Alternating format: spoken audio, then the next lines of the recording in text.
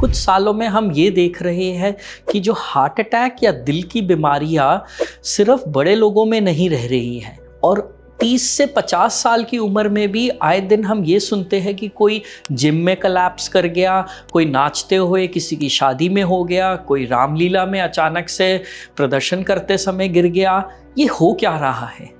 क्या आप आश्चर्यचकित होंगे कि लैंसेट जर्नल की एक स्टडी ने ये बताया है कि 4 में से 1 जने को हार्ट अटैक जो हो रहा है वो 40 साल से कम की उम्र में हो रहा है।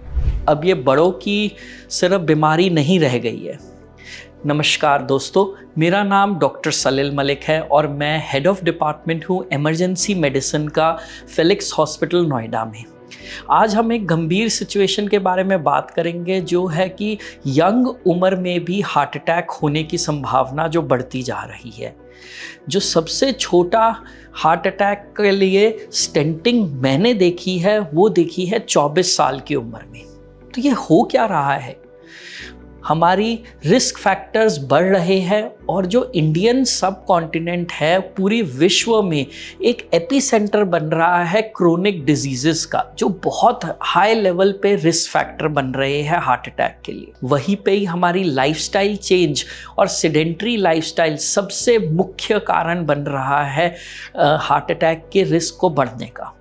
हम आजकल अपनी जॉब कंप्यूटर के सामने 8 से 10 घंटे तक बैठकर झुककर चलते रहते हैं और काम करते रहते हैं बिना फिजिकल एक्टिविटी के। फिजिकल एक्टिविटी WHO ने भी अब वर्ल्ड में टॉप रिस्क फैक्टर्स में डाला है हार्ट अटैक के होने का। दूसरे नंबर पे जो पॉइजन हमारी प्लेट्स पे आ रखा है, स्विगी, जोमेटो, जेप्टो जैसी प्रॉम्प्ट साइट से, जहाँ पे हमें सहूलियत है कि भी हमारा खाना जल्दी आ रहा है, बट ये फास्ट मेकिंग खाना, हमारा जो फास्ट फूड है हाईली प्रोसेस्ड है।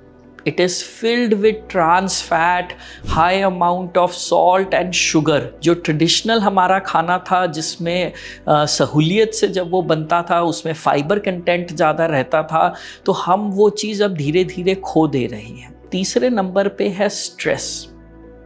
बहुत सारी स्टडीज़ ये बताती है कि आजकल की दिनचर्या में हमें स्ट्रेस हो रहा है और ये सिर्फ बड़ी बड़ी सिटीज़ में नहीं, अब गाँव में भी normal day to day education और वर्क के कारण स्ट्रेस लेवल बढ़ता जा रहा है।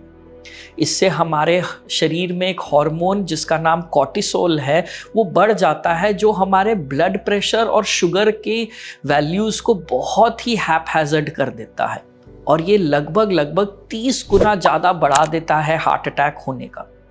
हमें याद रखना है कि भी स्मोकिंग, वेपिंग या अल्कोहल कंजम्पशन हमारी बॉडी के लिए बहुत ही हानिकारक है।